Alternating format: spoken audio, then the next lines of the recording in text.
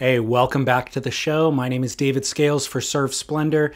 Today's guest is Denver native, rock crawling enthusiast, and surfboard shaper Jeff McCallum. Jeff McCallum discovered surfing later in life and surfboard shaping. He discovered it in his college years.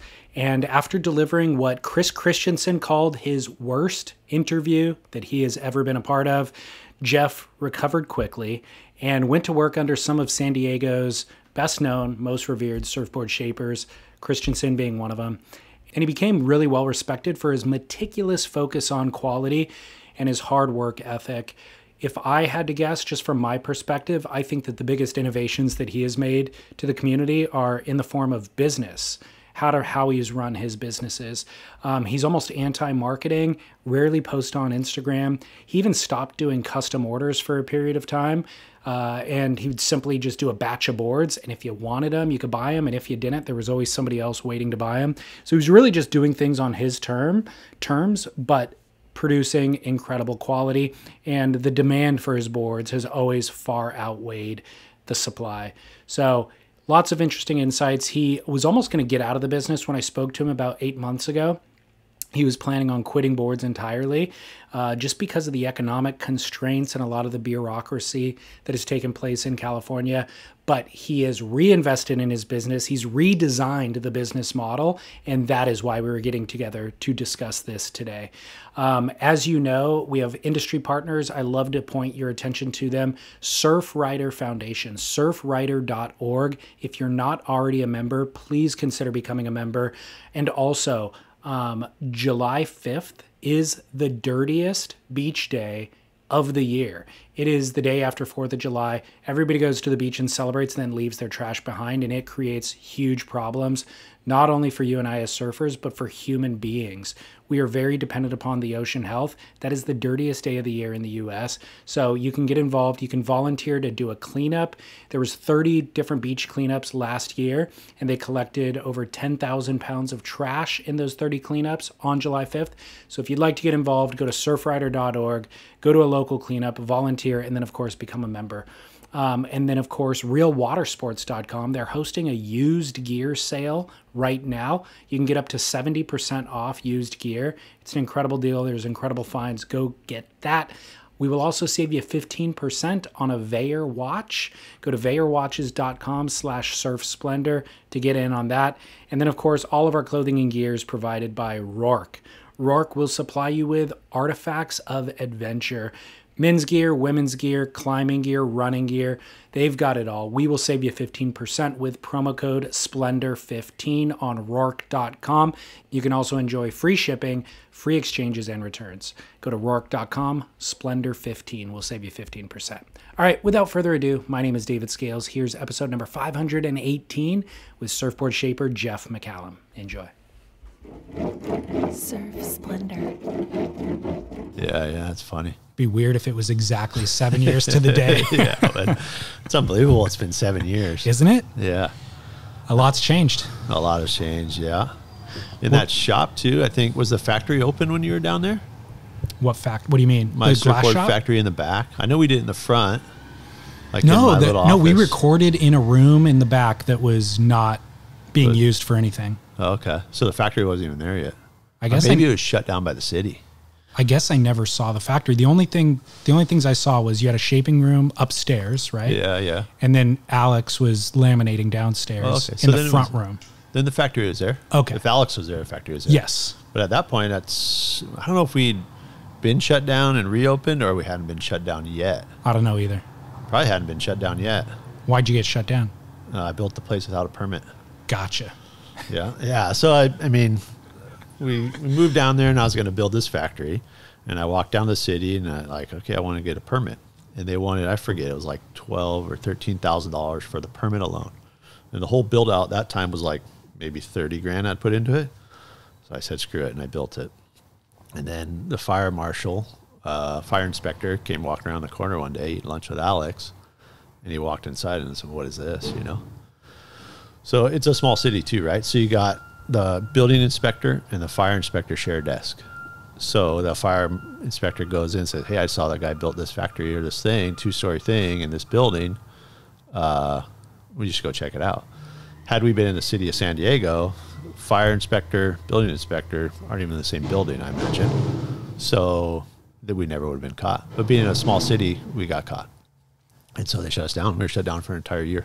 Holy cow. Just as like a punitive punishment? No, we had to go through the process of permitting it.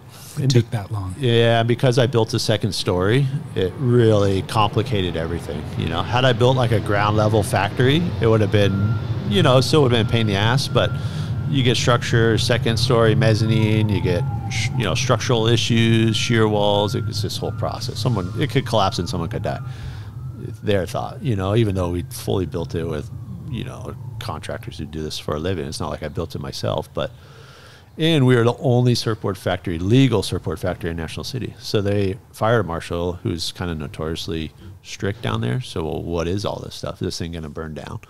You know, so we had to go through that whole side of it too, with a full fire analysis to get, you know, I mean, it was a nightmare. You pay for all that stuff too, right? Yeah, you just slowly, go through the whole process, and plans and architects and electrical engineers and mechanical engineers, and it goes on and on and on for a year. It's an important conversation to have, though, when it comes to the economics of board building, for people to understand like why domestic surfboards might cost what they cost. Yep. Or if you have a factory that was grandfathered in from, you know, the 50s or whatever, then you're not necessarily held to the same code of building. To an extent, yeah, but if you modify it, then you have to bring it all up to code. Got it. So I could walk in any surfboard factory and know if it's built to code or not instantly. Yeah. And they're not a single one is. I guarantee. I know it for a fact. You know what I mean? I can tell you by the PVC air compressor lines. I can tell you by electrical lighting, motion sensor outlets, motion sensor light. I mean, none of them are. So we were the only one that was built in the entire country to California building code. I guarantee it. I know at that date. And still, but yeah, I mean, but you know, when I built that thing, I put like 40 grand into it. You want to build one now, it costs you 150 grand, right? Just because times have changed? Times have changed, but now there's more requirements. Like you got it. Outside of building code, just, you know, you got the county coming, you got air pollution control district, you have all these other agencies that are now on you. When I built out, they weren't there yet. So the Oceanside fires, remember that factory burnt down? Yep. That triggered a lot of people, eyes on us. And then that ghost ship, do you remember that thing in Oakland? No. It was this crazy warehouse these like kind of raver guys built, and it had all these levels and people living in it. And the thing fell down or it burned and people died, right? You ever hear about that? I don't know why I haven't heard about that. It was called Ghost Ship. Yeah. So some guy had this warehouse and he built this thing, and then people died in it. And so then the city started cracking down on all these warehouses and there was this really cool thing in the barrio where this guy had this giant badass warehouse, and he built all these little units in it. And it was all artists and architects. It was high end. It was super cool and clean, and it wasn't cheap to be down there. I forget what a unit was. It was like, you know, 100 square feet was $5 grand a month or something. It was super expensive, but all high end professional people. And they shut that thing down because of that ghost ship thing, because it was not built to code, you know? Right. So now surfboard factories are on the radar of all that stuff. And even like air pollution control district, they lowered their requirements for resin, like maybe raise the requirements, but it used to be you had to go through like 2 or 3 55-gallon drums a month in order to be triggered by their pollution control district, right? It was like this high volume of resin. But after all this stuff and that fire, the Oceanside factory, they lowered it. It was like 5 gallons a month. So now you have air pollution control, you have the county, you have all these other agencies coming down and talking to you, and you have to log all your styrene, all your chemicals, all this crazy stuff. And now you have to have scrubbers. So there's these big, like if you go to LSD, in the corner of each room, there's these big giant blue boxes that pump in the fumes, and they scrub it through charcoal and pump it out. And those things run 24 hours a day at that place. And there's 2 in each room, and they're like 20 grand each or something. So it's scrubbing the air before it goes back out into the atmosphere or whatever. Yeah, which, you know, I get it, but to build a factory, it's outrageous now. So all of those things sound like they're good decisions for, you know, environmentalism and health of the employees, employee safety and all that sort of stuff. Yeah. It's just economically not feasible to make a surfboard with all of those costs and compete in the marketplace. Yeah, I mean, it just, the costs just grow exponentially. If you're running a scrubber 24 hours a day, 7 days a week, I mean, what's your power bill? Ours was $700 a month. That's what just fans and guys work a normal shift. I mean, I can't imagine what that place is. Yeah. But, all those agencies and all those things are great for the environment. But there's a typical government, there's tons of contradiction, right? So Air Pollution Control District, they were concerned about our styrene, right? So we'd get like a gallon of styrene, and it would last us a couple of years probably. We'd clean up laps and any kind of shinies, but that was the chemical they were concerned with, the styrene. Meanwhile, the guy would drive down from Miramar in a 1994 F-150 van, gas, that gets 7 miles a gallon. He'd idle down in traffic on a Friday and make more pollution in that drive than we make in 2 years. You know what I mean? And they get on you, and then you're screwed, So that to me was the most frustrating part. Like, I'm all for like doing what's right, doing what's good, but what the fuck, like drive an electric car, or whatever, even though those are kind of bullshit too. But you know what I mean? Like, totally. Yeah. To me, that was so infuriating. That's when I was like, well, I was talking to somebody else, board builder in San Diego, and he was explaining like he felt as if they're almost trying, those processes are almost trying to bump you out of the business because an aerospace manufacturer will come in and take your spot, and they'll earn 10x the number in tax dollars that they would off of you. Yeah, I mean, I don't doubt that. I mean, it's a grander conspiracy of that, but it makes sense. Like, even if it's not the aerospace going to come in and do some toxic thing in there, but if they push all the industrial out, they could build more residential. Exactly. And so there's no doubt that's changing. If you look at the barrio, there's a huge redevelopment thing. National City, there's a huge redevelopment plan.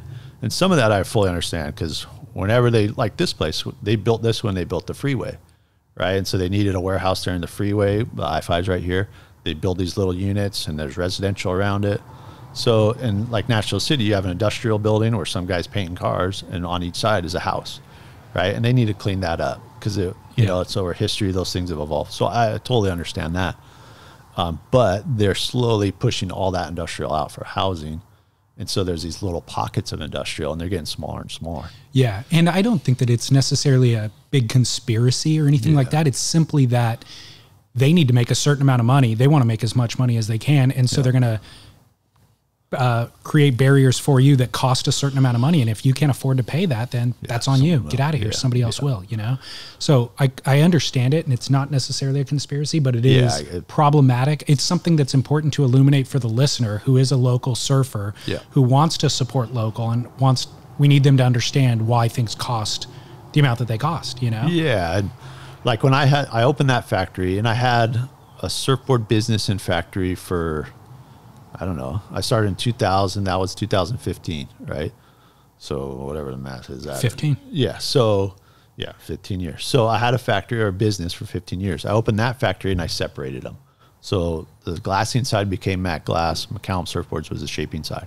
And you could clearly see the profit and where the money was. Glassing was a struggle, to say the least. In the shaping side, you can make some money, but the glassing side, it was impossible. It was a nightmare, Even if you have full racks, plenty of orders.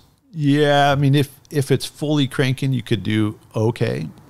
But at that time, there wasn't super consistent guys like me. If we had one guy that was like me, consistently 10 to 12 a week, it would have done okay. But still, I'm saying okay, right? Like not getting rich. Yeah, and like that was another frustration, is I'm the one running this place, taking on all the debt, all the stress, and I was paying myself like probably 20 grand a year to run that place. And the sander's making 3 times that. And then he'd bitch about his fan not pulling enough. Well, you buy a new fan, you know what I mean? And so you see the money in it, and it was a struggle then, and costs were less, and the factory was less, overhead was less, rent was less. Yeah. So now they're doing them now, costs have gone up for everything. Rent's doubled, cost of materials have gone up. Yeah, they're charging more, but those margins are roughly the same. I mean, nobody's killing it in a glass shop. Right. Even when it was full, it was a struggle, and the crews and getting guys to work, that's another whole thing. And those guys they're fading away, and it's hard to find a good solid crew. LSD has the best crew, and I don't know if they realize like how hard it is to have that crew, because they opened it and they got that crew right off the bat, which is rare, each one of those guys wants to be good at what they do, and they're super passionate about it, and that's why they're so good. Yeah. You get one guy that's sort of like burnt out or kind of half-assing it, it affects everything. It's like anything, you know? Well, you said the Sander's making 3 times that. So Yeah. 3 times that still isn't a livable wage. Oh, yeah, yeah. It's tough. Yeah. Well, he works at 2 or 3 shops too, you know what I mean? Exactly. So the best in class in that given craft is still, you can make more money going and doing something else. Oh, for sure. I mean, those guys aren't doing it for the money. Right. Any of them, you know, it's a passion thing. They love it. Yeah. And they do it. But yeah, it's hard. I kind of wanted to frame this conversation around what's changed since last time we spoke. Yep. We kind of just covered a version of it. Yeah. Let's kind of go deeper, I guess, into you were in that building. Why are you no longer in that building? And maybe lead up towards a conversation that you and I had off air 6 months ago or 8 months ago. You were considering getting out of the business entirely. Yeah. So maybe talk me through that trajectory of why'd you leave that building? Yeah. Why'd you consider getting out of the business, and why are you reinvesting in it now? Yeah. So when I had that factory and it was up and running and I separated, I realized that this is a struggle and I don't want to own a glass shop anymore. So I essentially sold the build out to the glass shop to another group of guys, and they bought the build out, all the racks and stuff like that, and started that factory. I moved outside. So the whole rest of the building was rented, and I moved outside into shipping containers out in a compound I built out of them. And so, yeah, they ran that for a little bit, and then I was out there, and then we had an opportunity come up with a big tenant that was going to take over the whole building. But part of that deal was there wasn't a definite time when they could start, you know, taking it over. So they were going to hold it, right? And so they had this master lease, and then as everybody else's leases expired, they weren't able to renew them. So then less and less business was in there, to the point where the building was totally empty except for me. While this other group had their lease, or they were paying to hold it. And so I was down there by myself. And so I had a little shaping room outside and a little office inside, and I was just shaping away all alone down there for a couple of years. I was solo, just shaping. Was Alex still laminating the boards? Yeah, but LSD had opened. Well, at one point he was at Gordon & Smith, and then LSD opened. So everybody, when I shut down the shop, all my crew left, and that other crew came in there for a couple of years, and I didn't interact with them a ton. It was, I built this little compound. I just stayed out there. They're all cool guys, but it was like, I'm doing my own thing here. If you guys have questions, I'll be happy to help you, but this is your business. I'm not jumping back in here. I'm not you guys are on your own. And they respected that. And the boards you were building, though, were still built to the same spec as when you had your own factory, because Alex was still... Yeah, wherever Alex went, I went. He was laminating. Yeah, and that's my relationship with Alex has gone on for a long time. And to start over the laminator is a lot of work, just what I like, and colors, and, and Alex is the best, so I followed Alex. But, so I was down there forever, and then, it was empty. I just kept shaping, and at that point, unknowingly, you just you're by yourself, shaping every day, and alone. It's kind of weird, and not knowing. I like being by myself. Like here, I'm by myself a lot, 2 days a week at this place, this location, and I'm fine with that. But 2 years of it and shaping, somebody asked, or I saw online, what's a simple version of what you do? Simplify your day, your job as easy as you can. And it's I'm in a dark room walking in circles all by myself every day, all day. You know what I mean? And I was. It sounds like torture. Yeah, it's like how you go insane. Yeah, you're like, this is a little nuts. So I still enjoyed the process, but it's just it wasn't that fun. You know what I mean? And I didn't really think about it later until recently. I moved back to LSD. Birch had a room up there, and he moved out. He built one at his house, and so the room was open, and that place was now, long story short, full of new tenants, and so I lost my shaping room out there, and so I was going to build one here, but my daughter's allergic to dogs and cats and dust, and shaping is filthy, and being summer and stuff, they're here a lot, my kids, so I don't want to expose them to that. So I was like, I'll just go up to LSD and use that room. and feel it out, you know. And at first I was like, this is weird, you know, like there's loud, and there's people, and there's a little vent cut into the shaping room door, and people can see in, and that didn't bother me so much. But it was me always looking out. I'd be working. I'm like, hey, well, who's out there? You know, and I was like, so I covered that up, and it took me a minute, but I got pretty comfortable up there.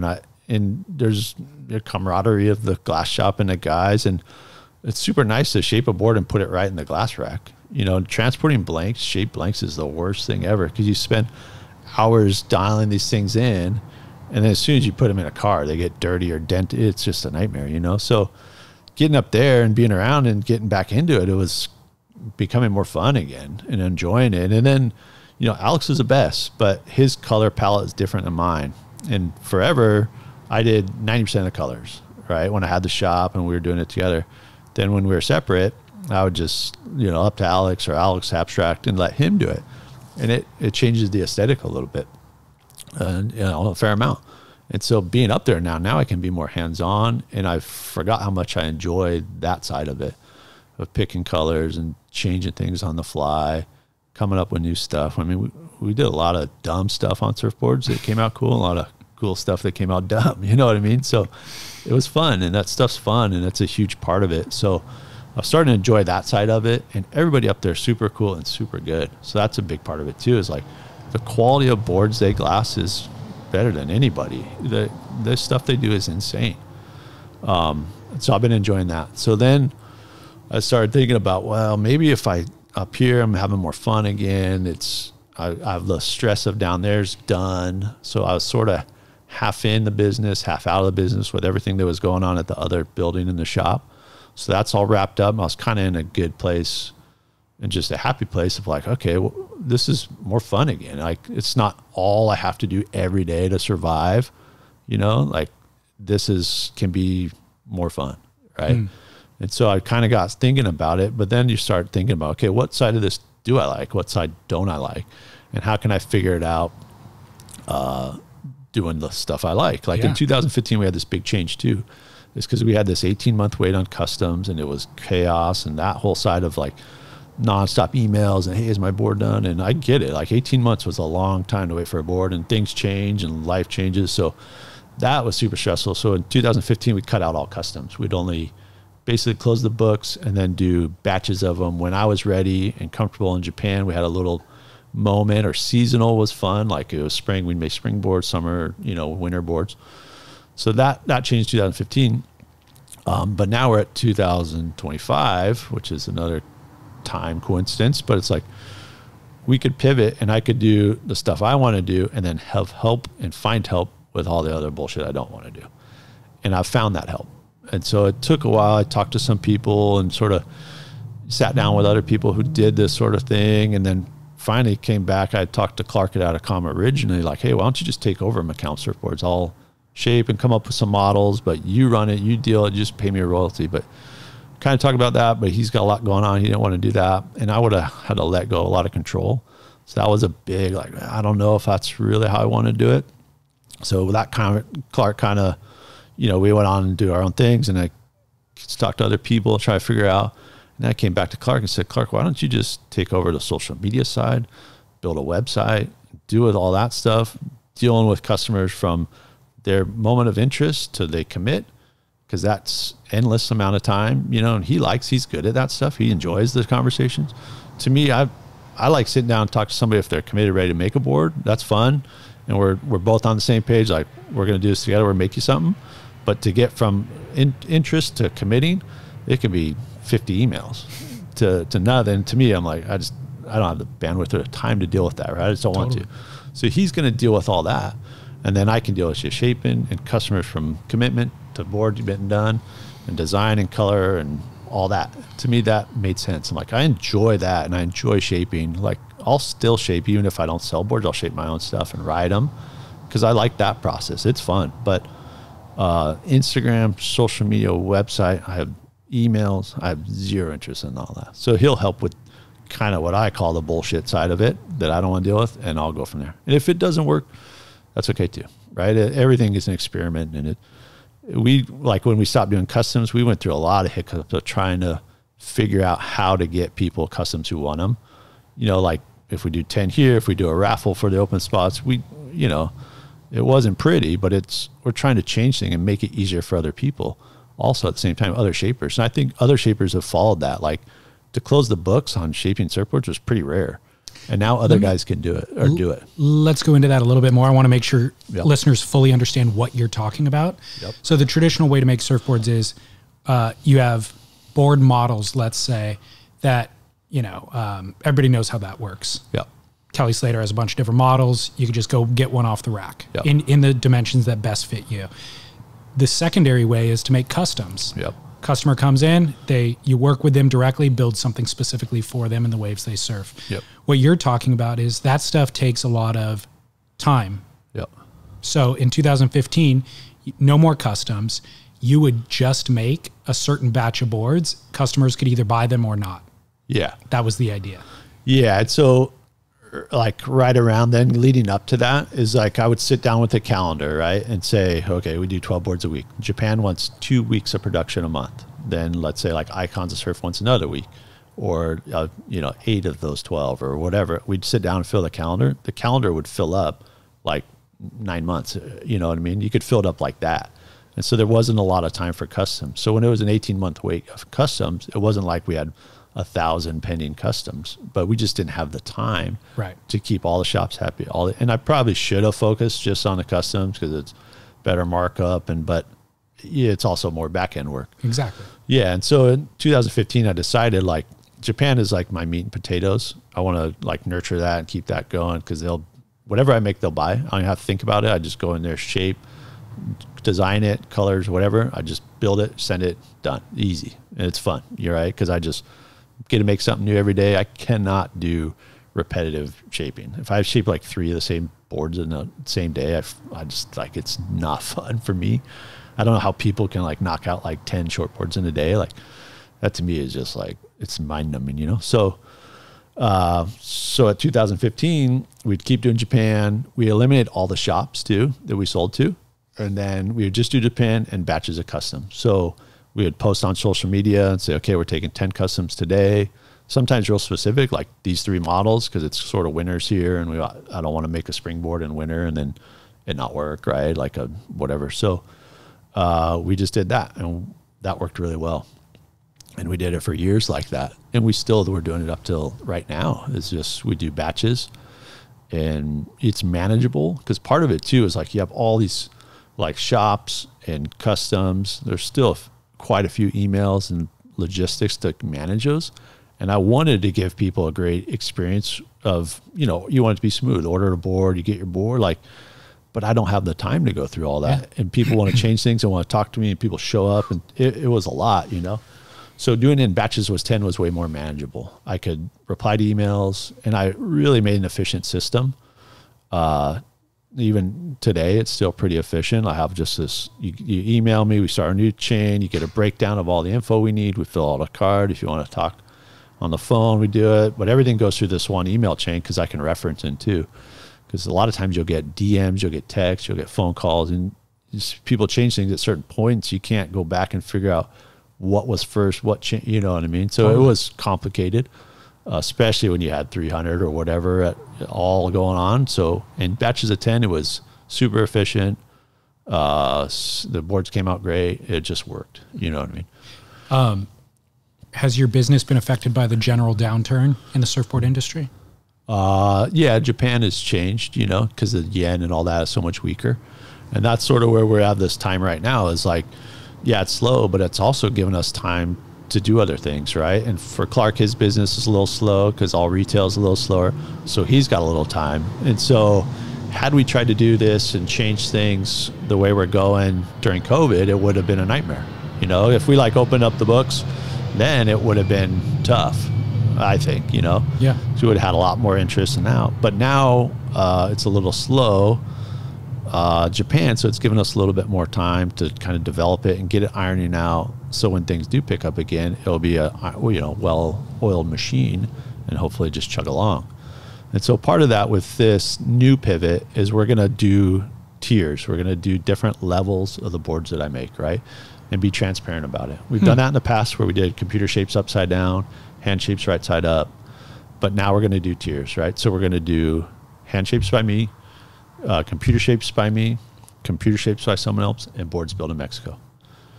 Yeah. And so at first it's just going to do computer shapes or hand shapes, computer shapes by me, Mexico, right? And we're going to be super transparent about what they are. So I'd heard about this factory in Mexico and the pricing on it, and you know, I'd heard the quality's good, and so I ordered 2 boards, and they came, and it took a long time, and the quality wasn't that good, and I was kind of like, I'm over it, you know.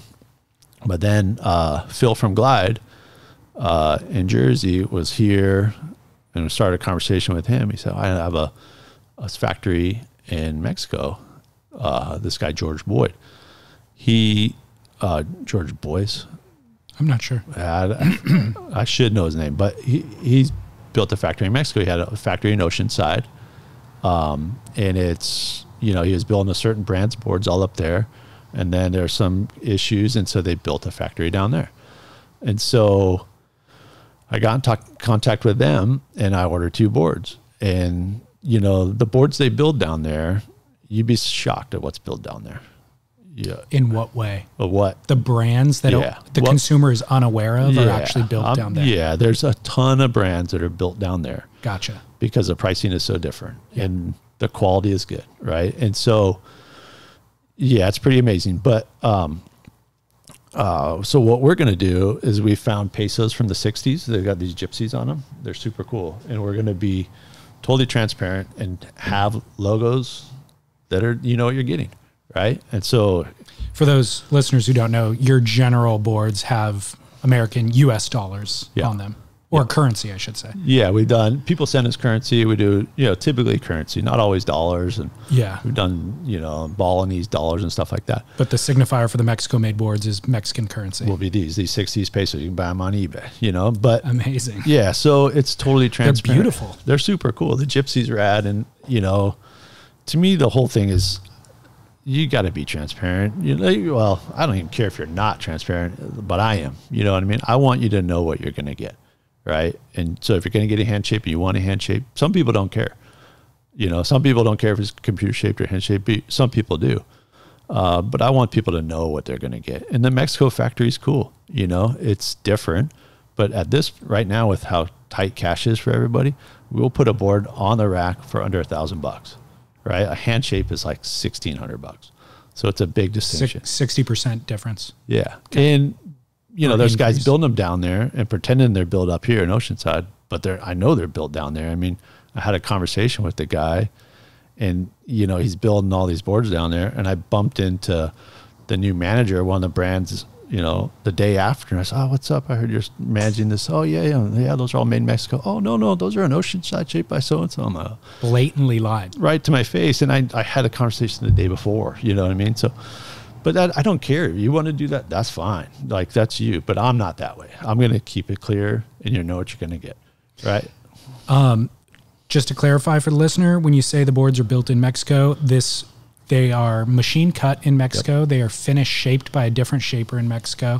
And then they're laminated and finished in Mexico as well, and then shipped back here. Exactly. Got it. Okay. Yeah. And so what we'll ultimately do is do limited number of custom hand shapes, limited number of custom computer shapes by me, open computer shapes by a Go Shaper, and open customs in Mexico too.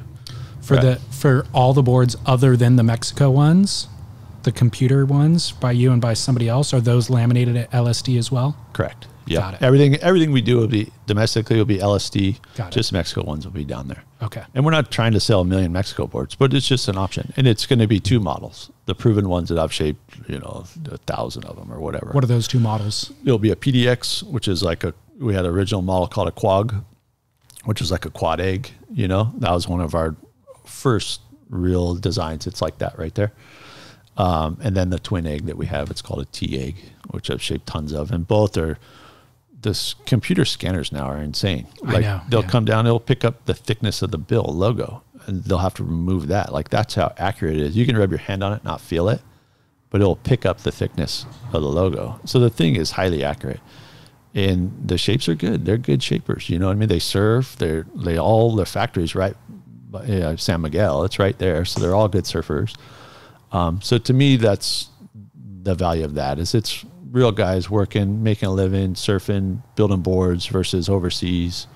There's a whole nother can of worms with that. And, all the Kelly Slater eco shit, like how much diesel fuel does it take to cart those things across the ocean? Those things aren't eco. They created that company. The whole story of that. That's all BS, where these are driven across the border and used. So to me, it's, in my opinion, ethically more clean and clear as long as people know. And they can choose, do you want to spend $1,000 on something, on my design that's built down there, or do you want to go computer shape built by me, or, whatever you want. Explain the distinction in quality then, because earlier you were saying LSD, best quality factory, best quality work, period, yep. Full stop, in terms of lamination. How do you define quality in lamination, and why are those boards higher quality than, let's say, what you're going to generate out of Mexico? Yeah, that's a good question. So the thing about Alex is Alex aesthetics are super good, right? And aesthetically, there's a lot of great shapers too. But so creatively as an artist. Yeah, color choice, his techniques of manipulating resin, changing resin. Alex is one of the best, but there's also great guys. But you can also do that and post it on social media and someone else, or, and it look cool. But Alex's structure and his technique is superior than anybody, and is like, he's super into the fabrics and the cloth and how they interact. Not to say those guys' structure isn't good, but Alex is on such a high level that you can't really see, but you could feel it and ride them and light, how light and strong they are. But then next behind Alex is the hot coater. And Justin is amazing too, building edges, getting fins correct, getting fins right. And then the sander too. Is it like the sander up there, Alex? I don't even know how many thousands of surfboards he's sanded, but his edges and his sanded finishes are so clean and tight. They're unbelievable, right? And then you go, not even Mexico, any other factory, they're good, but when you put all those guys together that are that high level, they just come out so crisp and so clean. You can see the difference in person, even not knowing a ton. And, like in the other factories, it's not that they're bad or, that much worse, but it's just the little details that, like, some guy buying a board off the rack might not be able to tell, but a guy who's building or into the industry can see it. Some guys don't, though, which was mind blowing to me. Is when that factory I had down there, I was trying to rent it for a little bit. So some surfboard guys came and looked at it, and they actually saw some others, the first factory Mexico board, and they're like, "Oh, these things are killer." But I'm like, so it's kind of hard to describe, but there's like, if you're doing a resin tint, you're like a resin tint guy. You see some details versus if you're a shortboard guy and you throw a resin tint on it. You know what I'm talking about? Totally. There's a difference. And Alex is focused on being a color laminator, right? And he's good at a color laminator versus like a clear guy doing color laminations. There's a distinct difference with the tools he uses and or doesn't use, and the laps, and and it trickles down. Like I said earlier, if there's one grumpy guy in there that could be really good or sometimes really good, but is burnout and he kind of half-asses a fin placement or fin angle or a sand job or an edge, that's noticeable.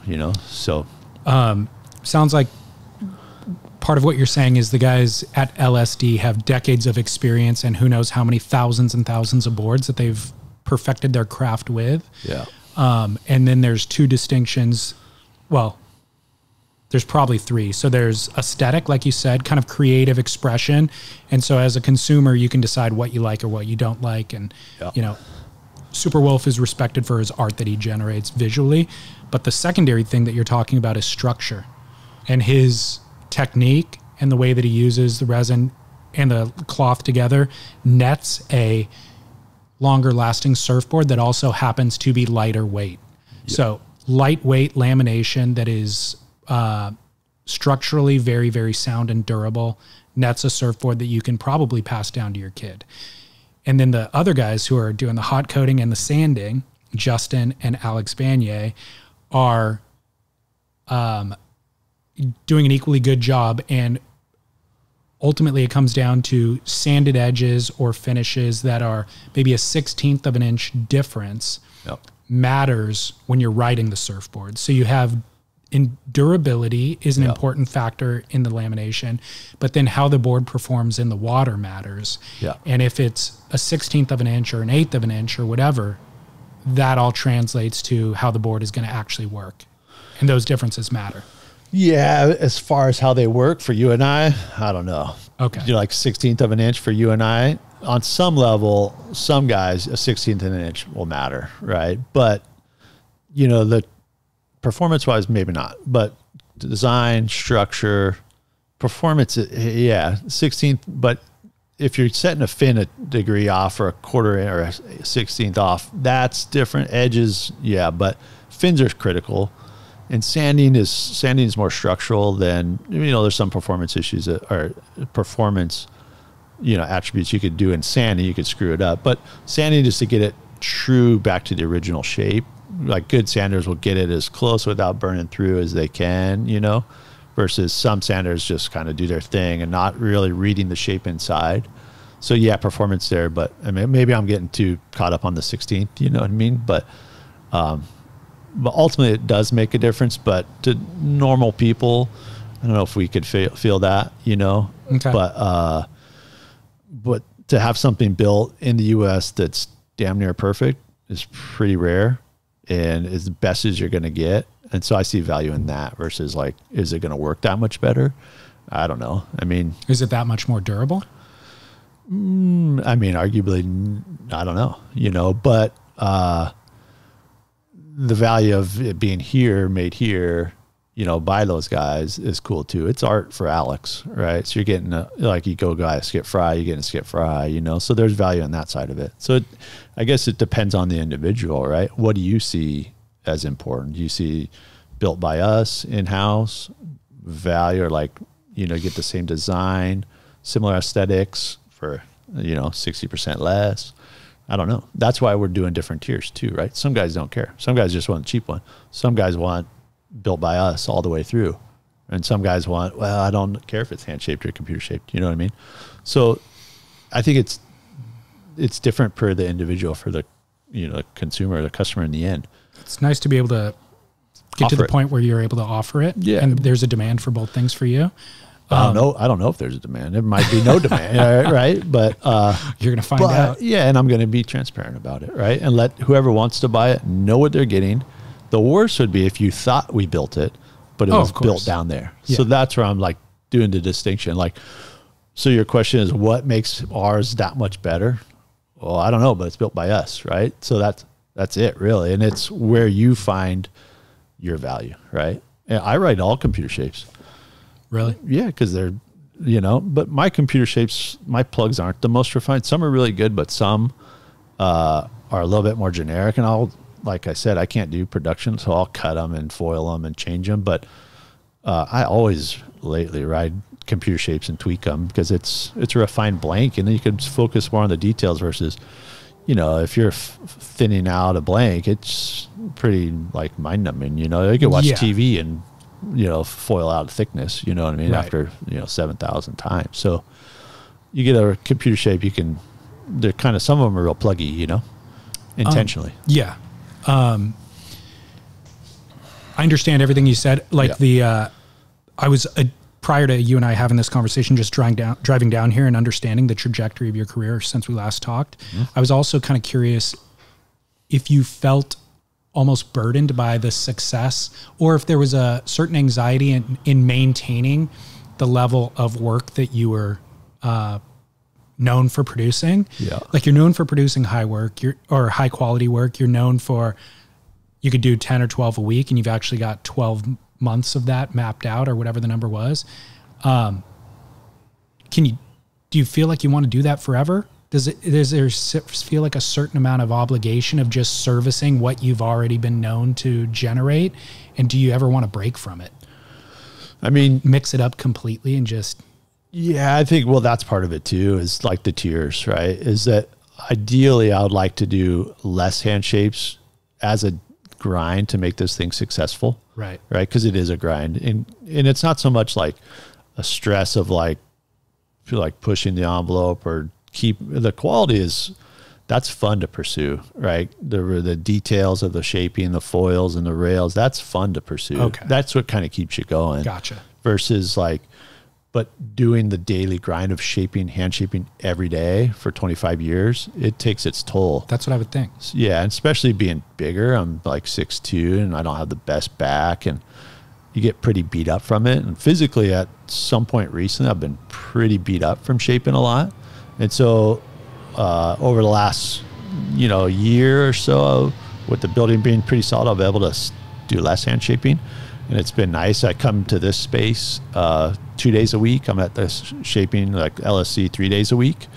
And so to come down here out of the fumes, out of the dust for a couple of days is physically good for me. Okay. Because I am pretty beat up from it. But that's ultimately the goal too with the tiers is like, we'll limit the number of hand shapes. We'll limit the number of computer shapes by me, but we'll still make it available computer shapes by someone else, Mexico, for those that don't care, right? And want that. They'll still be available. And so that's part of it with having help with Clark is to make it a little bit more accessible to everybody. Because right now we do these like 10 spots and it's just on social media. If you don't have social media, some people email me and it's hard to vet people in an email if they're going to be cool and easy to work with. Sometimes you get a 5-page email and then from, the story from 1976 and it's a sunset. I want to recreate that. That's impossible, but so it's hard to vet people, but not that I'm not accessible. Like if people email me, I reply 99% of the time. You know what I mean? Like, and most people, if they email me and want a board, I'll make them a board. But it's just when it's like open-ended and it never ends and there's no end to like come in, that's when I get stressed when I'm like, I want to be able to control it and keep the experience, maintainable and fun for everybody, but still do it. You know what I mean? Course. Does that make sense? Of course. Yeah, it does. I mean, this is something that shapers have been struggling with forever, basically. So you're not the first to encounter it. But that's also part of why I want to do it and why we sort of took risk and like eliminate all shops, all customs. That was a big risk. Of course. But it also sets a playbook for the next guy that, if I get to a point, I could kind of maintain this and keep it quality good and keep it manageable. And I know guys that have since followed and like, okay, I don't keep orders open and they kind of can stop. And I think that that didn't happen as much before, but in certain industries that does happen. Guys will just, okay, I'm going to do this now. If you want them, buy them. If not, just wait till it's next time. Right. And so outside of that, I don't want to get too much into it, but with the tiers, and then I also going to do some licensing, right? So we're going to go, I'm going to Jersey at the end of the month, and then I'm going to Australia after that, and I'm going to France after that. And we're going to do some licensing there. So the same two models, probably a third, will build overseas, and people will know they're built over there. How we would distinguish them, we're still trying to figure that out exactly, but it's obviously I'm not there making them. So we'll do licensing there. But beyond that, I want to talk about that, but beyond that, but that concept of licensing, there's a plan with Clark and I to help other shapers figure out other ways to do stuff like that. I don't want to get too deep into it because I don't want to let the cat out of the bag, but ultimately my goal, if you're like, what's your, how people are going to remember you by, I don't really give a shit if anyone remembers me at all, but I wouldn't mind. I'd like to help the guys behind me figure it out, a way to keep this alive and keep it going in a way that's maintainable, because it is in threat, right? The glass shops are in threat. We know that. And there's less and less guys building boards and less shapers that are doing it for a living. There's tons of guys on the internet doing it, but there's very, very few doing it for a living. But I want to help people make it obtainable and successful, I like hearing that, because a lot of some of the conversations I've had on the podcast over the years are about sharing the information about the manufacturing of a surfboard itself, like passing down that information. Yeah. But I've never had the conversation about passing down the information on running a successful business, because a lot of guys who have been shaping for 40 years still haven't figured out how to make it a successful business. Yeah, like they're not paying their taxes still, or the factory's not built to code, or whatever it is, which isn't sustainable for them to hand it down. Yeah, and be a successful surfboard shaper, you got to be able to shape surfboards. You got to be able to run a business. You got to be able to do the social side, and all that combined. There's very few people that can wear all those hats. Yeah. You know, and I know guys that are amazing shapers that people don't even hear about. Totally. That are insane. I know guys that are horrible shapers that everybody knows about. You know what I mean? And it's really tough. But you know, the transition, the sharing the shaping knowledge. I don't know. I've helped guys out in the past, but I'm not the best teacher of that, right? It's like, just do it and just keep doing it and don't stop, and understand you're not very good and you're going to get better, but you're still not very good. You know what I mean? Like, you got to want to get better. That's the most important part, is you have to want to get better. It's when guys think they're good and think they're the best, they plateau, right? And I've seen that. I know guys that still shape that haven't changed in 20 years. They're still plateaued, you know, because they think they're great. But so that's that. But the running the business side is, you know, I'm not some business expert, but I've made mistakes and I've learned from them, and I've tried to figure it out, and I've gained some knowledge along that path, and I'd like to help someone. And some people have taken what we've done and escalated it, which is cool. You know what I mean? Like, so that's good. And I'm happy for all those guys. But I think there's this little community we're in, there's a way to get it out to more people. Yeah. For the guys who can shape really well. And I can vet those guys because I can see it and I know who's good and who's not. But I could get those guys exposure to, in a way, and help them, and then help this little community grow.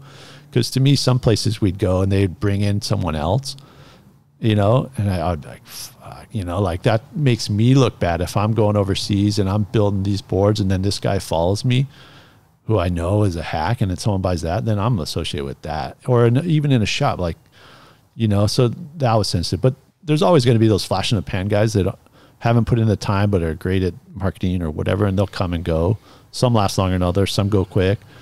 But I can vet those guys pretty easily. It's pretty easy for me to see who's authentic. For a consumer or a customer who's kind of on the outside looking in or looking on just photos, it's a little bit harder in the details. Like, you know, if you're shaping for 25 years, you see an eye for a curve that even in 25 years, I'll see stuff I shape.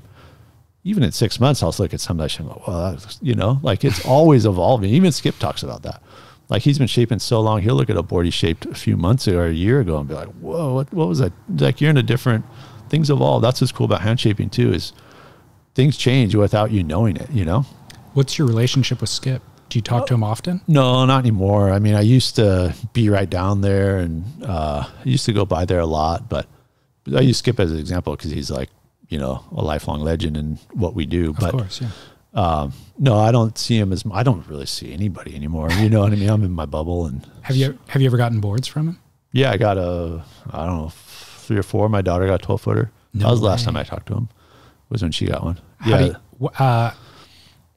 How would you describe riding those boards? Do they feel distinctly different? Fries? Yeah. Yeah. To me, like, a Frye, you can see the evolution of surfboard design in a Skip Frye rail, in my opinion. So if you think about Skip, he started in the 60s. Everything's round, roll bottom, right? And you have that roll that's kind of slow in the pocket surfing. And then in comes the down railers, and you get that edgy down rail speed, right? And then the shortboard. But if you look at a Frye rail, it's got a little bit of aspects of all of that, right? There's a little bit of roll on the bottom, then a little bit tucked up shortboard kind of edge, and then a down rail deck. So he's, whether consciously or not, in my opinion, he's taken his history of surfboards and riding and put that into one rail. And it's super, super hard to copy. There's guys that can, there's guys that can't, you know. But if you feel them, it's at home. I have a K model, and that thing's edgy, boxy, and rolled all at the same time. It's super, super unique. But they have that unique feel, right? So to me, if you're going to be a Frye guy, you got to be a Frye guy. There's no going from like one of mine to a Frye. It's like totally different. The roll, the design, the rock, it's totally different board. So how do you approach surfing differently on those? You got to be back-footed over the fins, and they'll jam. If you're front-footed or forward, they'll be slow because he's got belly and stuff in the front, so it'll push water. But if you're back over the fins, you know, watch in the seedling, Josh Hall's on I think it's a 10-footer. but it looks huge. It looks like a 12-footer because his foot is right on the tail back of the fin. Skip 2, Joe Roper 2. When they ride those things, there's so much board out in front of them because their back foot is back over the fins. And those guys are all like not short, but strong, solid dudes, back foot surfers, and they rip on those things. It's because that's how they're meant to be surfed. Watch Skip, you know, he's a solid dude. Let's back up. Maybe we covered this in our last conversation, but where'd you grow up? I grew up in Denver, Colorado. Right. Which is interesting too, because I think Lovelace grew up in Seattle. Yeah. Away from the ocean. You're right. Yeah. So, yeah, I grew up in Colorado and had a sort of unique experience. All my family was born in California, except for me. And then at one point towards high school, my dad was working for a company that was based in California and Colorado. So he'd go back and forth almost every week, like Tuesday to Thursday. He'd fly to California and then fly back. And so he got tired of staying in hotels every week. Mm-hmm. And so my parents bought a second house in California. And so we'd spend summers here in California and I'd spend winters in Colorado. Where was the summer house? It was in Newport Beach, Corona Del Mar. Oh, wow. Okay. Yeah. So I'd body surfed. I learned body surfing a lot then. I didn't ever get into surfing then, but I body surfed in the summer a ton and got sort of into the ocean and into that. And then would be back in Colorado. How old were you when you discovered surfing? I was 18. I moved to San Diego State and I went to college there and I met some buddies, and one of them, we moved to PB, like 2 blocks from the beach, and one guy wanted to start surfing. I'd been body surfing, and then we learned together. We were like full Barneys, and it was pretty funny looking back. And do you remember what kind of board? my first board was a Robert August What I Ride, and then I had a Becker, and then there's this weird. Then I got a job at Surf Club Surf Shop that was on Garnett. Okay, I don't know. The little old surf. It was super soul and cool. And the guy, Jeff Kinney, he was like a Toto sort of pioneer, full underground jetty guy, good surfer. And he would take me around the reef, show me all the spots, and he was cool, you know. He said I would never make it as a shaper. And I don't think he said that in a malicious way, but it's just the reality of like becoming a shaper, especially a kook from Colorado, is even harder, you know. But he was sort of an early on mentor, and there was this weird guy that would go to the swap meets and bring all these old vintage boards to sell them in the shop. And he'd be like, hey, I want like a 7-foot single fin or something. He'd go find it. He was a trippy guy, but then I had this GNS 70 single fin. I got into the single fins, and then shortly right after that started wanting to shape. And why did you want to shape, and why did you feel like you could do it? Well, I wanted to start shaping because, you know, by the time I would order a board, by the time I got it, I wanted to try something else. I was trying to do something different all the time, and cutting fins and putting leash plugs in front of a fin, like a tuna, you know, like a little fin and a single fin, to just trying weird stuff. And I was super into that. And then why could I think it's just my mentality, right? If my wife's like looking at some furniture, I'm like, I could make that. Like, why don't I just make that? You know, like, I'm not going to pay for that. Go ahead. We can pause it. I'm going to leave it recording, but rocketmoney.com/surf. Just this week, my wife figured out she was paying a subscription for Showtime, but then also paying for Paramount Plus, which includes Showtime for free. That's precisely what Rocket Money was designed for. A modern tool that meticulously tracks the details that we easily get distracted from. It's a finance app that finds and cancels your unwanted subscriptions, monitors your monthly spending, and helps you lower your bills. It gives you freedom by helping you see your subscriptions in a simple dashboard and alerts you about hidden fees or increases.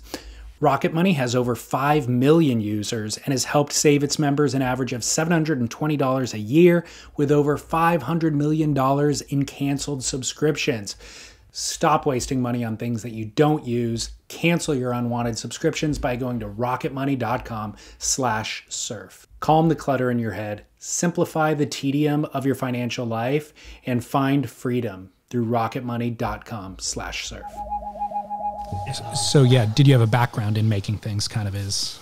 Yeah. So anything I see now, I'm like, I could make that, you know, and I could, it's to a detriment. Like I'm going to make it. And like, you know, I built these rock crawlers. I built 9 of them, and I enjoy making stuff in my hands. So as soon as I got into surfing, I wanted to build surfboards. You know, I sort of do my own things, right? You know, all that. It was the entry, and then shaping came right after. Then glassing, I'm like, oh, I want to know the whole process. And that gray fry I told you about, I did the whole thing start to finish.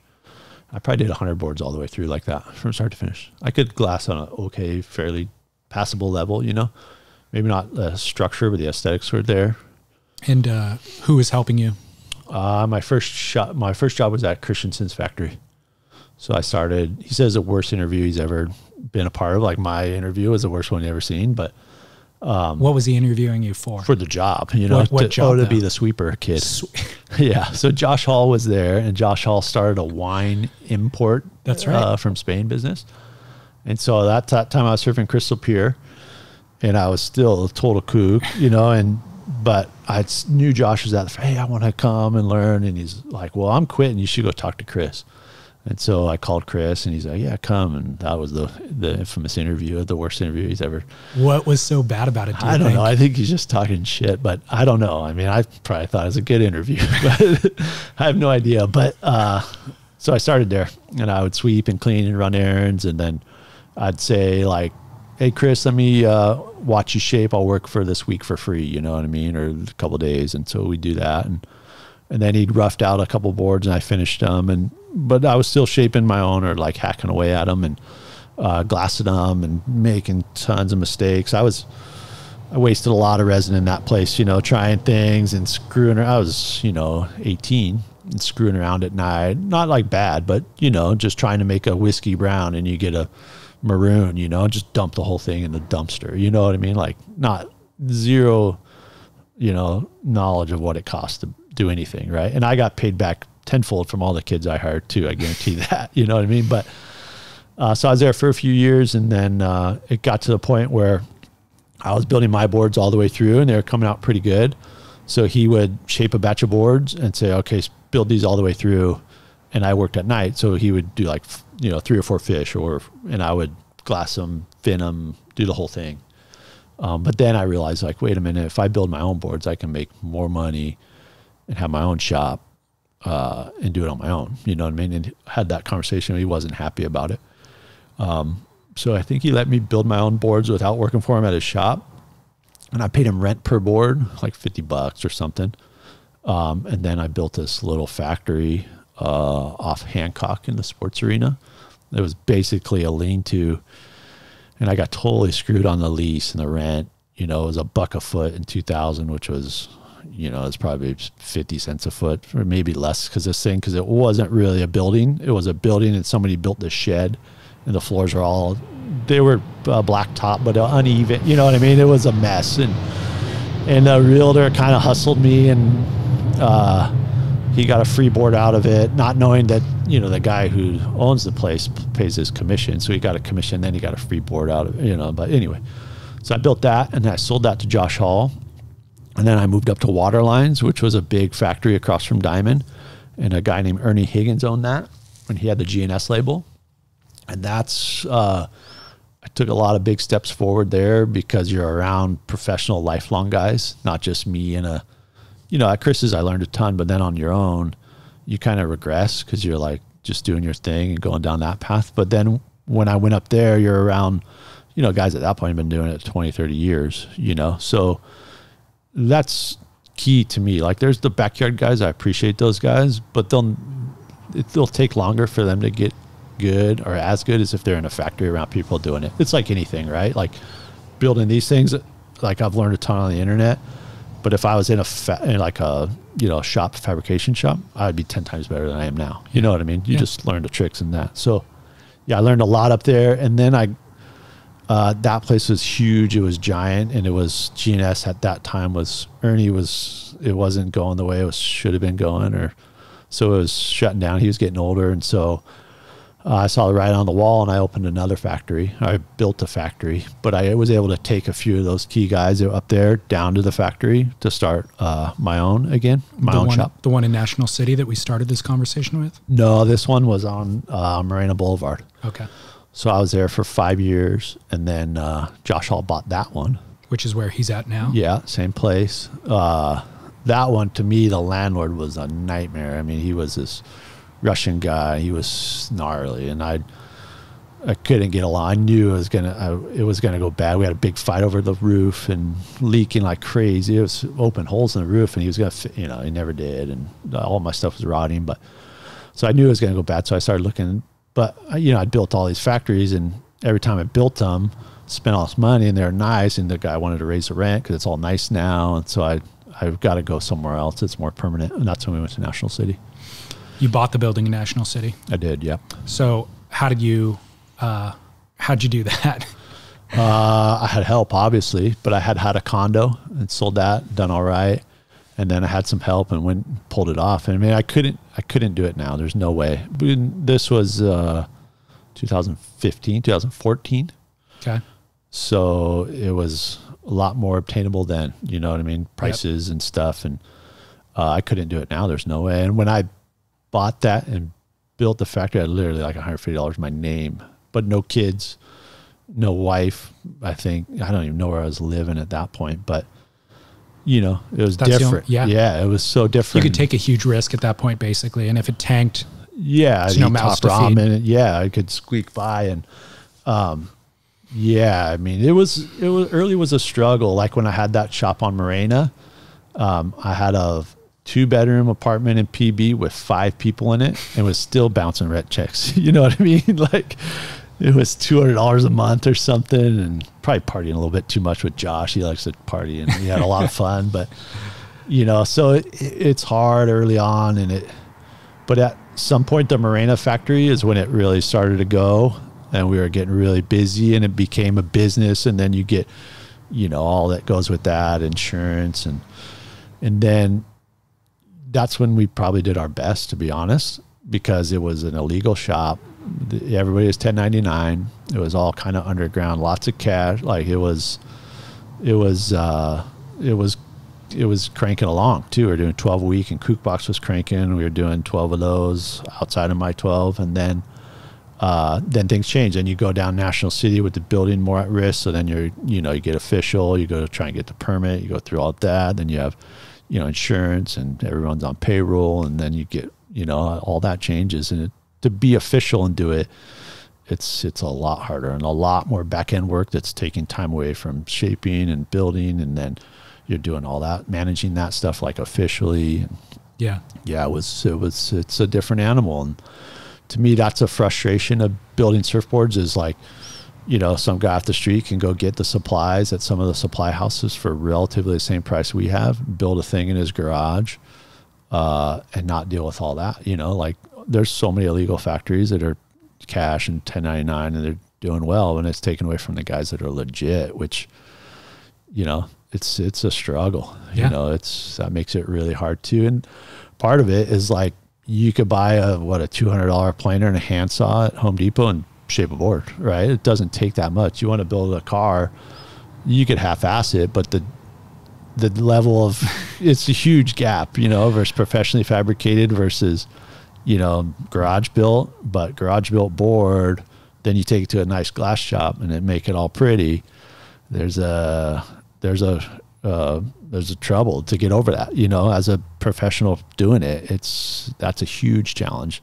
To me, the supply shop should be charging those guys way more for all the materials, but maybe they do it a couple of times, but you become buddies with them. I know a guy that built a factory in a tent, a Harbor Freight tent, and is on the train tracks in Ocean side, and he pretty much the same price we do. He's totally no business license, nothing. Right. You know what I mean? Yeah. He built a fair amount of boards.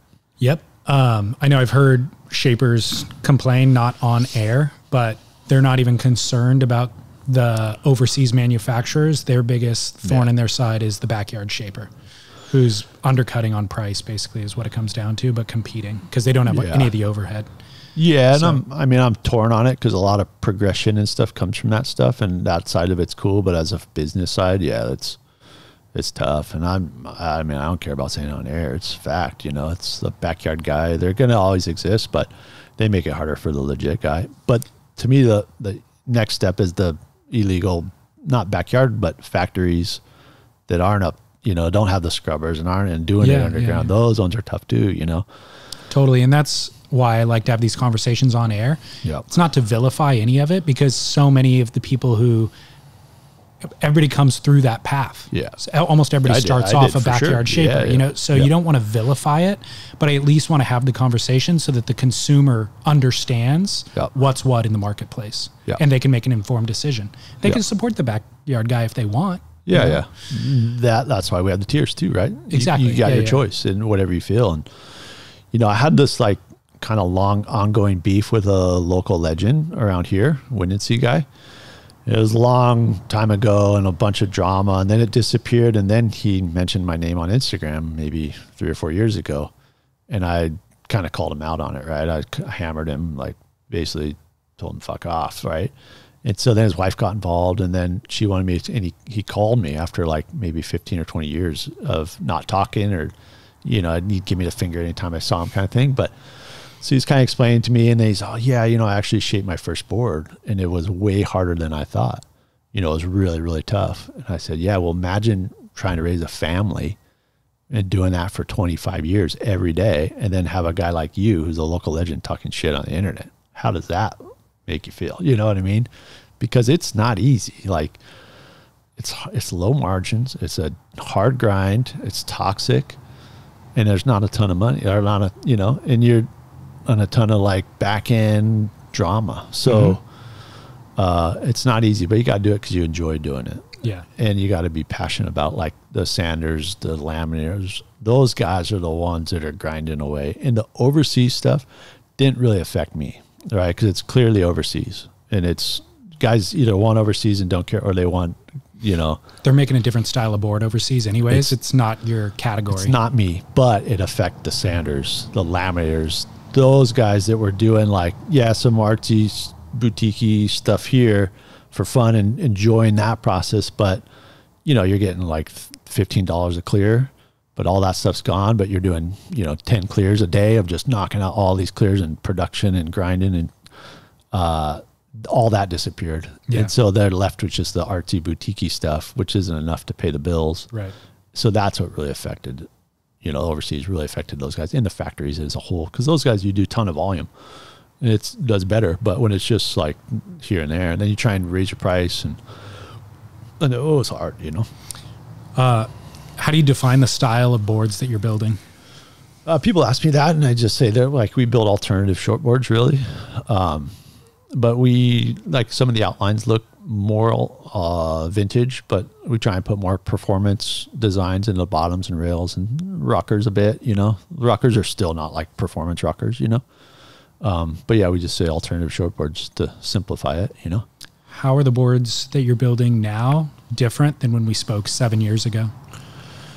I mean, I can't even remember what was going on 7 years ago, but I think with hand shaping, things evolve. Like I was telling you, rails change and rockers. You start like that 8.8, the third gun in there, the all black one, the Vista logo on the rail. That one had crazy tail kick, and I had ordered the blank. So Jojo Roper's a friend of mine, and I knew he was getting all blanks from one manufacturer. So I said, hey, send me a blank that Jojo would get for an 8.8. And I didn't any dimensions or nothing. I just got the blank and shaped it. But when you look at it, it's got a ton of tail kick. But that thing surfs so much smaller and looser than all my other boards. And the only distinct difference was the tail kick, a totally different blank. And so that sent you down this tangent of tail rockers and all that. And so, so aesthetically, they're all really pretty similar, because for a while we were like really pushing designs and doing crazy stuff and riding them. But our designs and shapes have gotten more refined.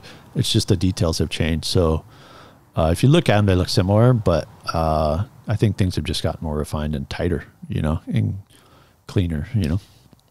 They're very distinct designs. Yeah. I don't know. I mean, maybe I'm a little bit out of the loop, but when I hold these and check these out, I don't know of anybody else who's making similar style of boards.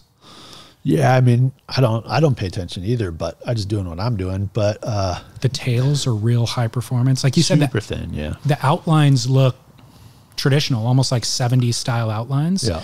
But the tails are like crazy, you know, race car. Yeah. Designs. To me, foil is what always separated the men from the boys. And there's even sort of a long time shaper, and we had the opportunity to glass some of his boards at the Marina shop, and I was super excited. And then you get them, and the foils were so chunky and funky, and you're like, oh, you're so disappointed, because a foil can be like super sexy and sleek and look like it's going to go good in the water. And then there's a guy like Pavel, and his foils are so bitchin', you know, like, yeah, he's a little bit nuts, and we all, you know, deal with him, but his shaping ability is super good. He's an insane shaper, and his foils, when you look at his foil, like his outlines are very similar to other people and his rails, but when you look at his foil, they're so clean and so precise. They're bitchin'. Even like a Birch too. Birch's foils are sweet, you know. That to me is what separates, like, you know, a Lamborghini or a Ferrari versus a Honda, is the foil, you know. Well, it's very difficult to define, I guess. Like I'm photograph, like, exactly. Yeah. It's a, obviously I think people, I don't even know how you would define foil. Yeah. But there's so much dimensionality within it that you can't photograph it. You have to hold it. You have to feel it. You have to really understand where those contours and curves are adjusting. And the best place to look at foils on in a lamination room, on a laminating rack, not on the down rack, on the ladder rack. You can step all the way across the room, and you can see it perfectly, like, you know, eye level, and see just the foil. But you take a photo of that, it's way too far away. You get too close. I mean, it's impossible. There's actually a East Coast photographer. He has recently written up in Surfer's Journal, and he took a photo of a Kimura model I made. It's in the Surfer's Journal. There was a little falling out with him and Kookbox and all that stuff, but he took a photo of this Kimura that on the profile like that, and it's an amazing photo, like a way to capture foil. Okay, it's all lighting and stuff. He did a really good job, but it's in a few issues back, Surfer's Journal. I was flipping through it at a comment. I'm like, oh, that's my. I'm like, oh, that's. But then I'm looking, oh, that's such a. Yeah, however he lit it, he did like one of the only photos I've ever seen of foil. Got it. But foil is like the thing that's like, because there's a lot of dimensions of rail lines coming in, bottom contours, and it all meeting at certain points, and then the way the tail can taper off and get thin. You know, it's an art to foil that's hard to show, you know. And also, this ties back to the laminator and the sander that we were talking about earlier. For them to be able to match that exact detail, is very tough and important. Yep. And especially a color, because a clear, you can kind of see through it. Right. But you get a black opaque, or any dark color, it gets harder, you know. Totally. So that's an art for sure. Sanders are it's a tough job. That's the hardest job in the factory to me, and one of the most important, because they can ruin a board. Exactly. Yeah. I mean, yeah, all of them are important along the way, but that's one that if you botch it, everything else is ruined. Yeah, it's totally. Obviously, I was asking about the style of boards that you're building. All of that's informed by your own surfing. So what style of surfing are you trying to do? I mean, these days I surf less, and I surf blacks when it's a certain size and clean. And so I typically just want to get barreled. You know what I mean? That's what I'm like, my whole goal. But lately I want to start surfing more. Spring's always a weird time for me. I like clean, and, you know, spring is windy and kind of mixed up, but I love surfing blacks, and blacks is a powerful beach break, and you got to go fast. It's a fast wave. So my boards are basically designed to go fast. To me, going fast is fun. You know, these days I'm not trying to do big giant turns. I wasn't ever a big, huge gouge guy, you know, but I like the feel of a big, smooth bottom turn and setting up, and I like getting barreled. That's pretty much the only reason I surf now. But I want to, usually spring and summer, like, I'll make myself a spring, like all these are winter boards, and I got some spring ones coming, summer ones coming. So should be sanded this couple weeks, and then start getting back into that. But that's more just to keep surfing. But to me, like, I don't know, it's fun, but I like to be scared and like kind of that side of it, you know? So that's what I enjoy. Are you traveling at all anymore? I haven't traveled since 2017, but yeah, this summer I got those licensing trips. So that'll be interesting. And it's something I should have kept doing in order to keep like the surfboard business and the like name out there, but I just pretty much stopped, you know. I'm not a huge travel guy. I mean, now with a family and stuff. Yeah, that compounded that side of me, but I like being home. I like coming here. And what about travel for surfing though?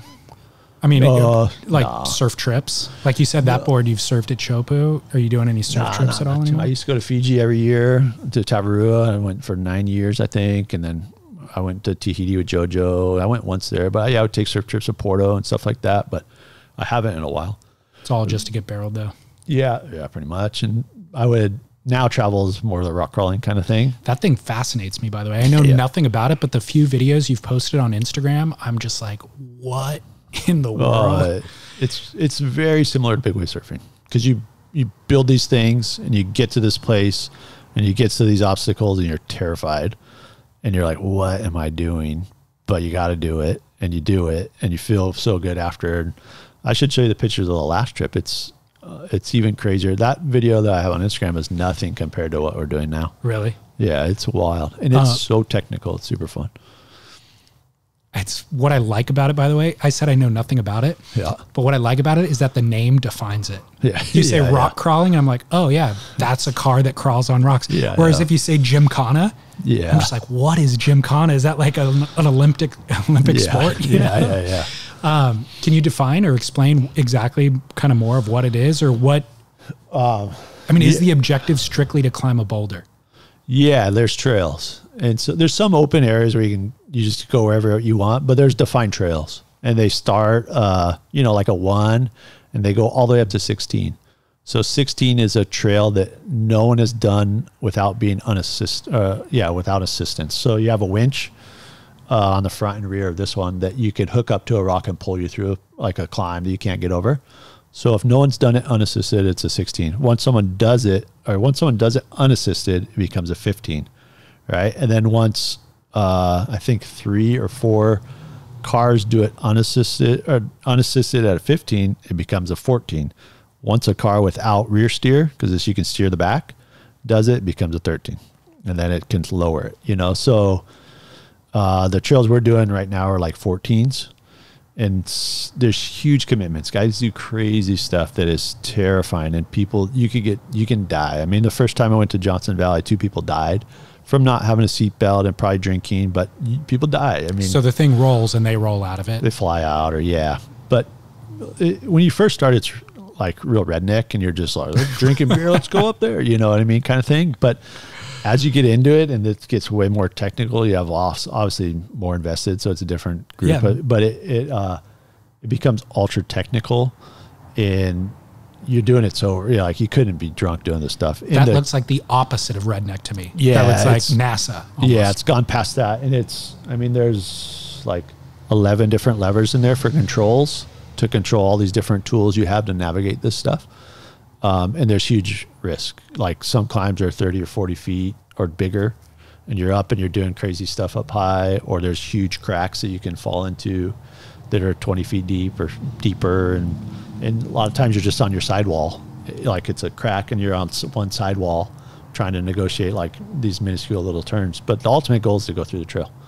And sometimes you're like, what are we doing? Like, I was wondering that. 12 hours to go a quarter mile. Like, why do we put ourselves through this? You know what I mean? But when you're done, it's still fun and you feel good, and then you have a beer. And is there like a circuit or a contest or anything? There is, yeah. Okay. There's guys that make a living doing it. Really? Yeah. There's like the Michael Jordan of it too, the guy who designs these axles and stuff. His name's Jesse Haynes. He's like the Michael Jordan of it, but he's super cool. You Facebook message him, he'll get questions back to you, but he's like the guy, but he wins all the competitions and builds all these things until other people build them. Like he develops this stuff, and then people buy it from him and then start building theirs. Then he'll come out with something new and beat everybody. And right. It's like that. But this stuff they do is unreal. You said that you built 9 of them. Yeah. I was under the assumption that it was like it started out as a car and then you modify the car. Well, the first 7 were like that. Okay. Toyotas. They start out. Some I built, some I built from the ground up. But yeah, they start as Toyotas, and then you modify them and change them. And Toyota, what model? I like pickups. Yeah, old. So like a trucks. Tacoma. I had two Tacomas, then 80s pickups too. And so you use the chassis and maybe the engine or something? Yeah, I started this thing with like I think it was $4,500 Toyota pickup. Okay. And then I would build it, clean it up. I sold it for like $7,000. then bought, I forget, like an $8,000, and just slowly build and build and build. But originally there were more Toyota than rock crawler. But by the last Toyota, it had like maybe 2 feet of frame and a cab that was totally destroyed. And then the rest was all tube work and chassis. And, you know, they're Japanese engines, American built axles, you know. So where does this build start, the one that we're looking at This here? is a strictly purpose-built tube buggy. So Okay. it starts out as just raw tubing, right? And this one I bought already built, but I've already, only thing I haven't taken out is the motor. I've taken everything apart. I've rebuilt the transmission, all the rear end. I got to rebuild the rear end this week. I've taken the whole thing apart more than once. Got it. So, And the tubing, you're doing all the metal fabrication on that? I didn't build this chassis, but I can. Yeah. Gotcha. I built roll cages and 3-link suspensions. A buddy of mine built a car. His is wider. This is a single-seater. He built a 2-seater in his garage in El Cajon. He built it. He started it like 6 months ago, and it's running now. It hasn't done like he called a shakedown run. We'll go and make sure everything works. But yeah, just from raw tube, he built the whole thing. Bought a junkyard motor, rebuilt that, you know. But it's like state-of-the-art rock crawler, like is probably as like cutting edge as you can get. But it's got a transfer case from a 1970s Jeep, you know. Wow. And Okay. a transmission. Like it's, some components are still simple, and I have a little side business where I find old transfer cases and I'll clean them up, rebuild them, and sell them, or I'll take a full size winch and I'll cut them and modify them and put them on the mill and machine them and make them smaller to fit these things. So Yeah.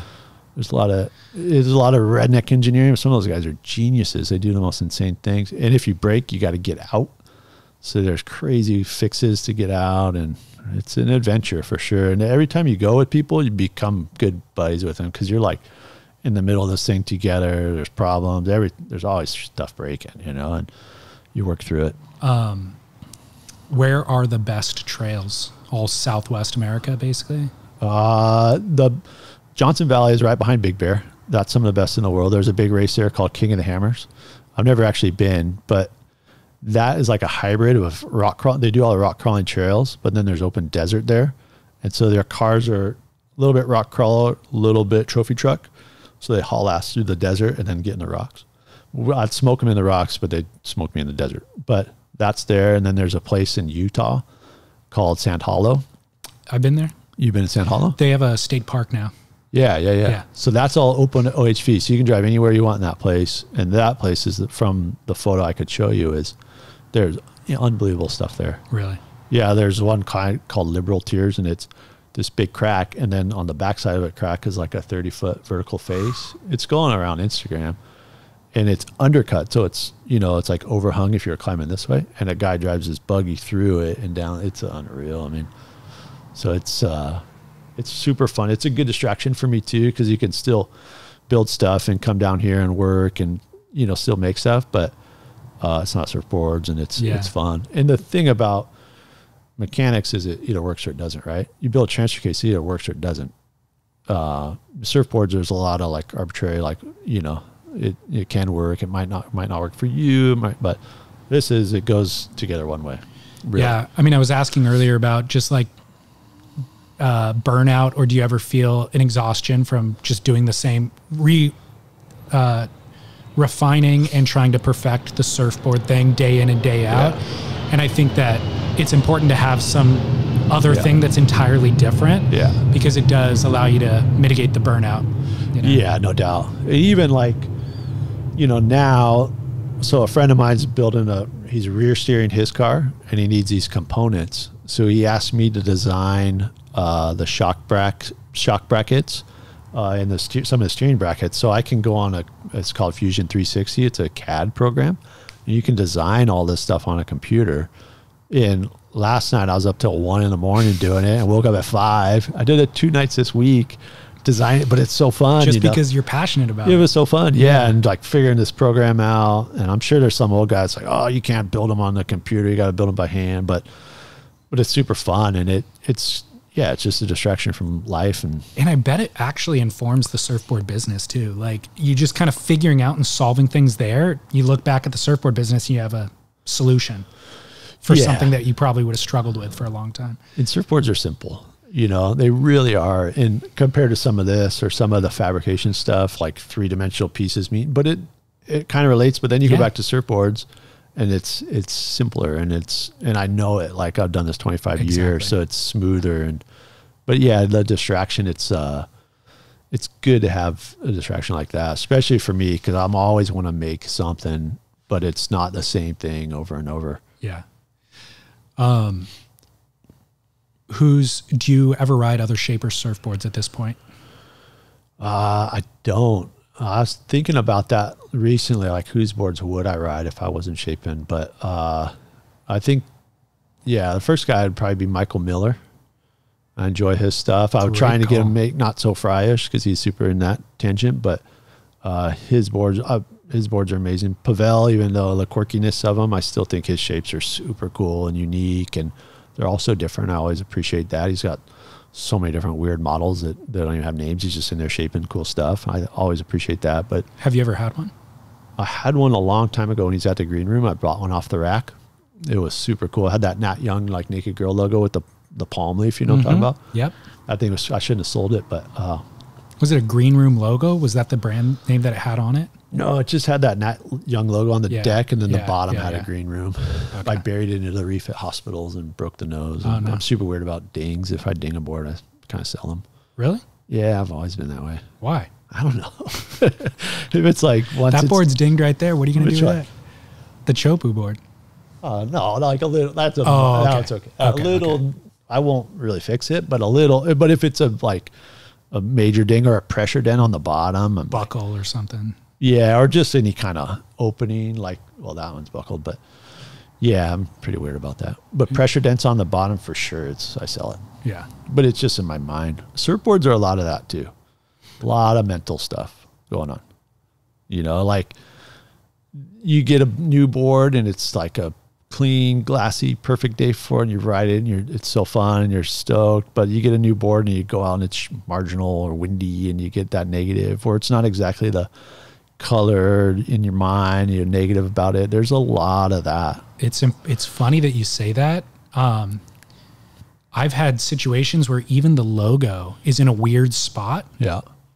And just visually it makes it seem like it's it almost makes me think the foam distribution is different, or like it's asymmetrical in a certain way, and it just feels wrong to me. Yeah. And then if you took the measurements on it, everything looks right technically, but it's the visuals of it just from the like a logo placement, or like especially mine when they're kind of teardroppy.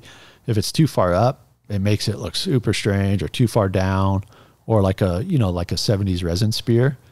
Those can make or break a board. Like the same outline, one with the spear can look horrible, or you get it right and proportionate and it can enhance it, But once that mental thing is done to you, you can't work against it. It's an uphill battle. Yeah. We dealt with that a lot early on. Is like a lot of shortboard guys would go their first alternative board, and you go from a shortboard, low volume, working hard to get this alternative thing, and all of a sudden you're easy flying, going fast.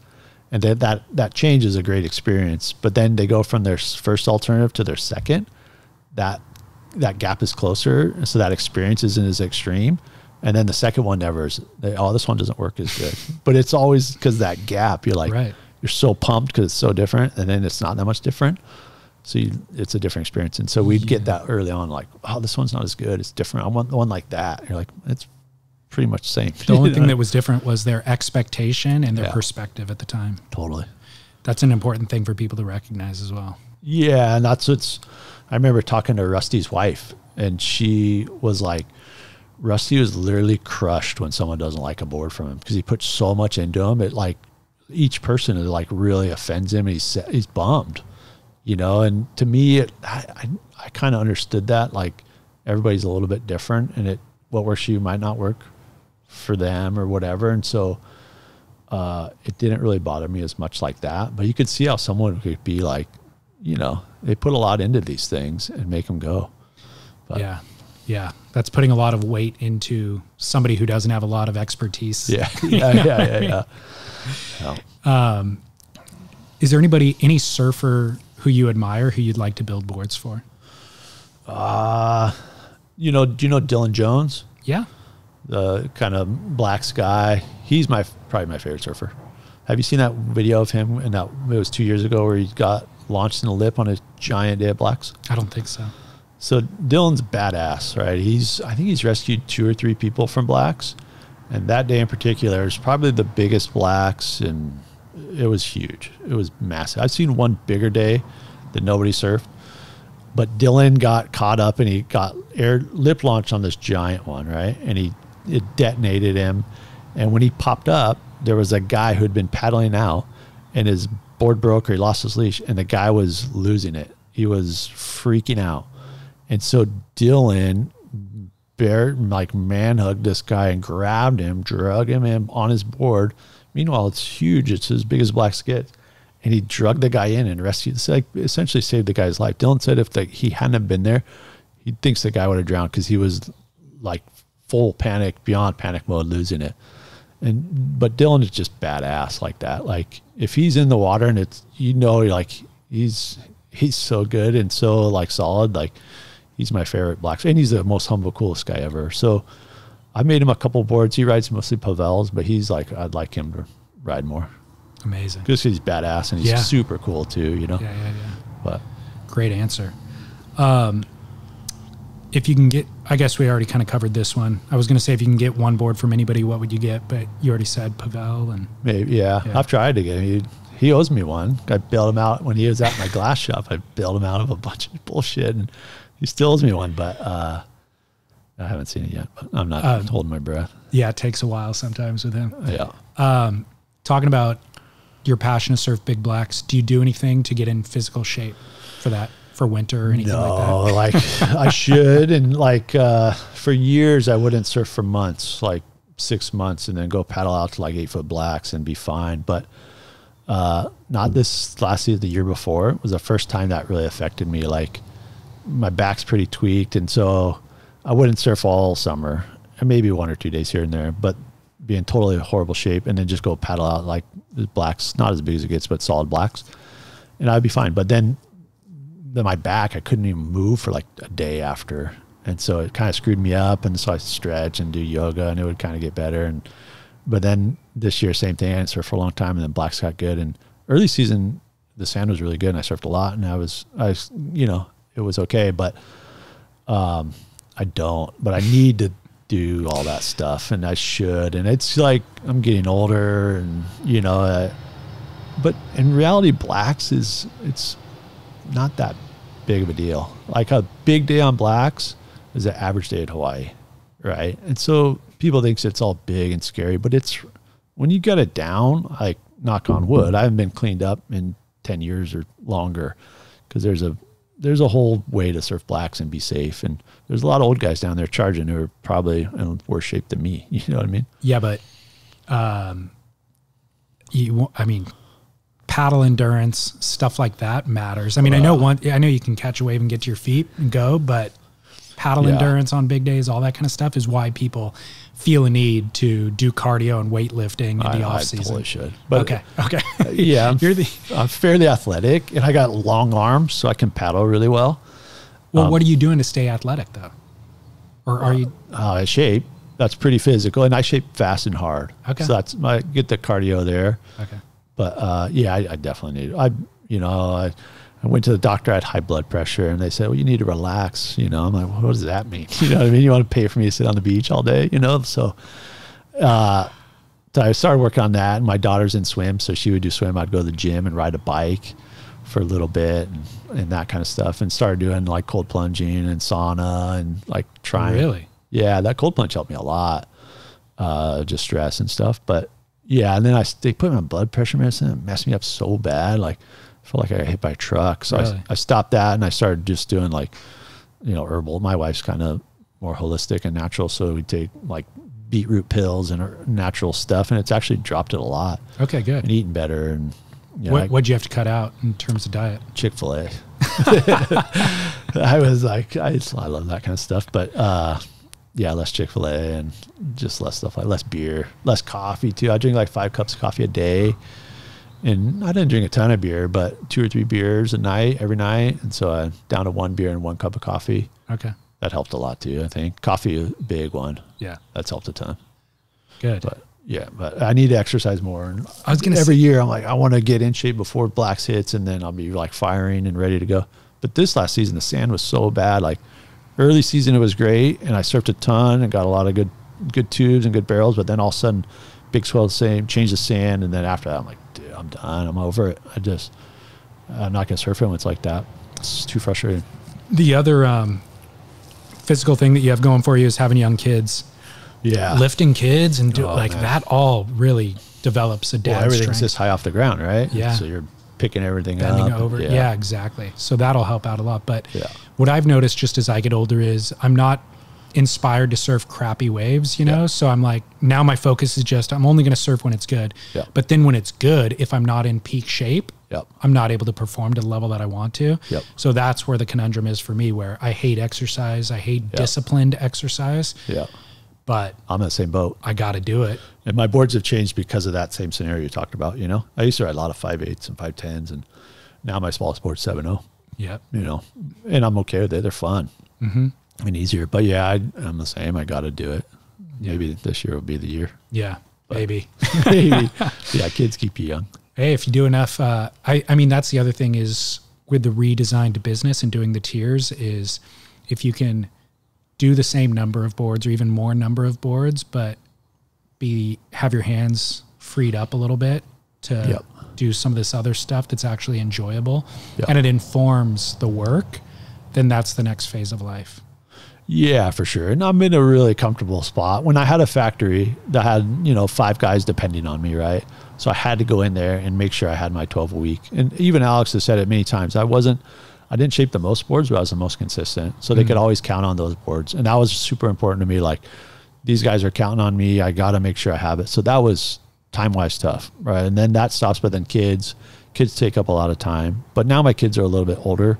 And so I'm pretty flexible. And like I said, I go to the glass shop 3 days a week, come down here 2. And, I can usually get there by like 8 and I'll shape till like 12 and then bail, try and come down here. So I got a lot more free time now. So I think I can find windows to surf. And good. But I live in East County, and it's a journey to get to the beach. And when you look at it on paper, it's like, 17 minutes, but traffic and, but actually being from National City here, I'm halfway to Black. So I'm closer now. Okay, good. So it'll be good, but I just need to go. But summertime, I'll start again. And when it's sunny out and summer, south swells are fun. That's a fun time to surf. And early morning, it's still warm. Exactly. Yeah. It's killer. But spring is tough. Always a downtime in spring. And good. Well, focus on the business now and then. Yeah, we'll get it cranking. And Cool. Well, hey, man, great to reconnect. Yeah, I appreciate you coming down. Thank you. Gladly. Yeah, it was good. Good. Surf Splendor.